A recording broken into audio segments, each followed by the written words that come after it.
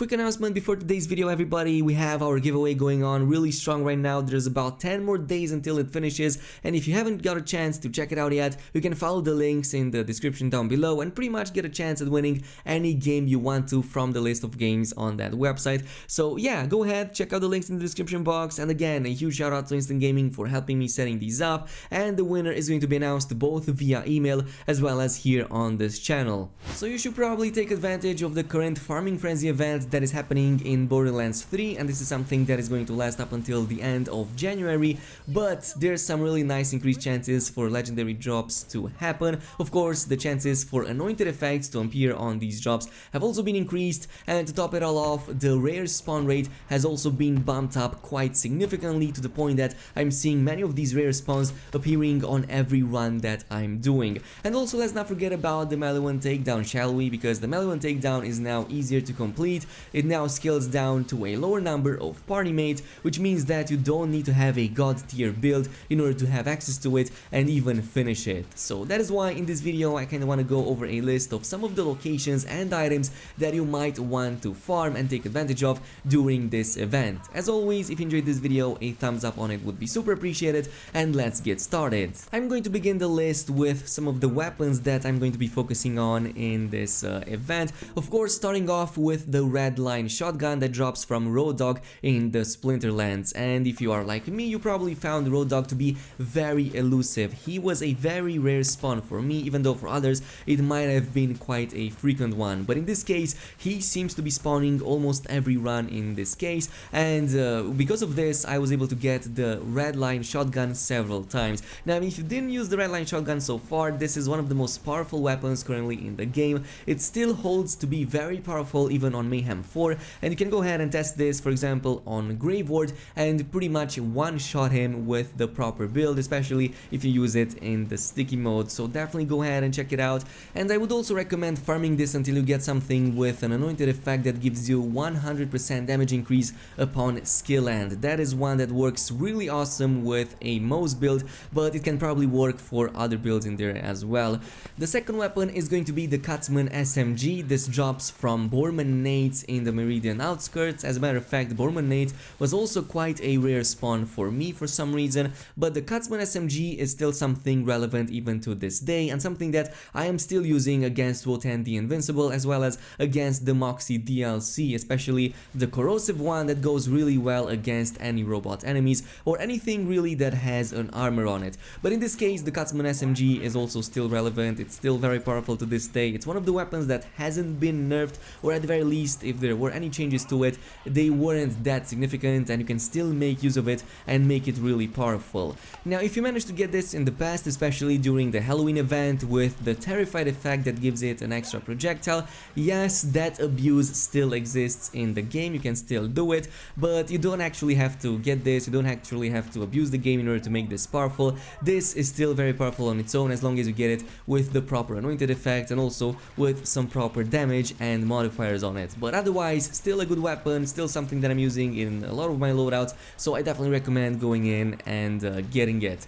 The third one is not OP or anything, it's just like a favorite of mine, especially for the effects and the damage sustain and heal, and that is the Brainstormer shotgun, another very interesting weapon. This is something that drops from Katagawa Ball on Skywell 27, and it's actually really powerful on my Amara build, especially if you can get it with something like plus 50% corrosive or frost damage, and if you combine it with other similar Anointed effects on the rest of your gear. So if you do this with a proper Amara build, this can be a really nice source of damage. You can chain lightning all of those enemies at the same time, also provide all of that electric damage, cryo damage as long as you have it on it, as well as even corrosive, and this also heals you if you have the proper build. So some really nice synergy going on over here with Amara. I'm seeing some really nice numbers on Mayhem 4. It might not be that high on a single target, but against multiple enemies at the same time, this absolutely destroys, and it also makes these cool chain lightning effects that I'm simply in love with. The next weapon is going to be the Maggie, and this is one of the pistols that I find myself using quite often on many of my characters. As a matter of fact, it deals some really nice damage. There's many builds that can use this, and it drops from Tremendous Rex in the Cistern of Slaughter, which is the boss that spawns towards the end of the actual arena. So yeah, you can definitely go ahead ahead and farm for this. It's something that drops now way more regularly than ever before. If it was elusive for you, this is your chance to get it. So definitely aim for something that increases your chance of doing more damage with it, and it's still going to perform very well even on Mayhem 4, as long as of course you have the proper build for it. Let's also move over to the class mods, since there's many of these that have been added with the past content, and many of them ended up being pretty much best in slot for their respective classes as well as their builds. And I want to start things off with Amara Spiritual Diver. This is something that took me about 80 tries at first to get my first one, and it was a pretty terrible one, but thanks to the new drop rates, now it drops way more often. Of course, from Celestro in Tazandir Ruins, he has a dedicated drop for the Spiritual Diver ever since, I believe, the Malian Takedown update. But if you want to get this, you can go in and farm him. It's pretty easy. He's a fast, rare spawn that you can take on, and the Spiritual Diver still to this day is one of the best class mods for Amara, and something that I'm still using on my recursion build. So if you want to get that with proper stats, go in and farm him and aim for something like increased weapon damage, magazine size, or somewhere along these lines. These are the stats that I'm aiming for with my recursion build, but of course you can fine-tune it to your own liking. The second one is going to be the Bloodletter class mod for Moes. This wasn't added with any of the updates, this already existed in the base game, but the Bloodletter is still like the best in slot for Moes even to this day, and it drops in the Gradient of Dawn trial from the last boss basically. So you can farm these bosses over and over again. Once you finish them, just throw yourself in the ocean or out of the map and just restart the last boss and farm him until you get a proper Bloodletter that gives you like bonus to your weapon and everything else that buffs your damage basically. So definitely go in, and these trials aren't really that long. If you have like a proper build, you can farm these in minutes. The next one of course is going to be the Bounty Hunter class mod for Flak, and you can get this from Sky Drowned Pulpit trial from, of course, again, the last boss. Also quite a decent drop rate, and the Bounty Hunter class mod can be used on more than just the crit build. You can also use it on pretty much any build that you are making for Flag, since it's pretty much going to give you bonuses to any of the builds. So relevant to this day, very powerful, definitely go ahead and aim for it. Moving over to the Malian Takedown, as I was saying, this is now easier to complete than ever before, which also means it's now more relevant since there's a ton of loot in there that you might want to hunt for. So in the past, the Malian Takedown was scaled for a full party of 4 members, but now with the new update it can scale down to a lower number of party members, which means that you can now have an easier time completing it even solo with other builds that in the past might not have been able to even finish it. In this case, I was able to run with a build that in the past had no chance against Wotan the Invincible,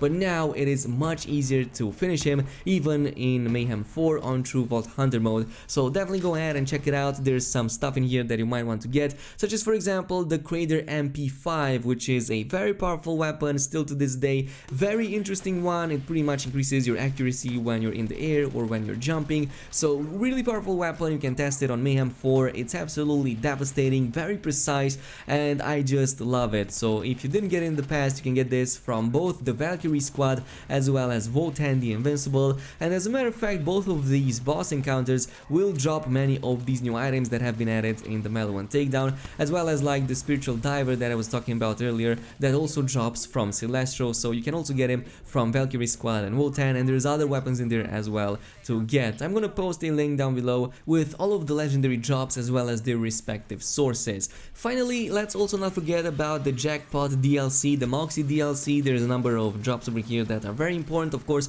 these have much higher chances to drop, but now because legendary drops also have higher chances to have anointed effects, it's now even a better idea to go in and farm these bosses again. In this case, I'm going to focus on Jackpot, which is, the last boss in the DLC, and if you want to get the class mod for Zane, the one called Seeing Dead, this is pretty much, in my opinion, the best in slot class mod currently for Zane. It's the one that, requires the least amount of headaches. You don't have to like have higher speed to deal damage, you don't have to like jump through hoops to deal damage with Zane. This is just straight out damage, increased stats for Zane, and it just works. So yeah, just go ahead, farm for it because it's definitely worth it. With that being said and done, I think that this is going to be my list of weapons and items that I'm going to be farming in the new event, but of course this doesn't, begin to even touch all of the items that can be farmed. So definitely go ahead and check out the link that I posted, as these will provide you all of the drop rates and all of the sources in which you can get all of these amazing items and weapons. But again, let me know down below what other weapons or items that I haven't covered in today's list are you looking forward to farming, and what specific stats are you looking forward to the most. Leave your comment down below, and in the meantime, as always, don't forget to subscribe and activate that notification bell, and I'm gonna see you guys in the next one.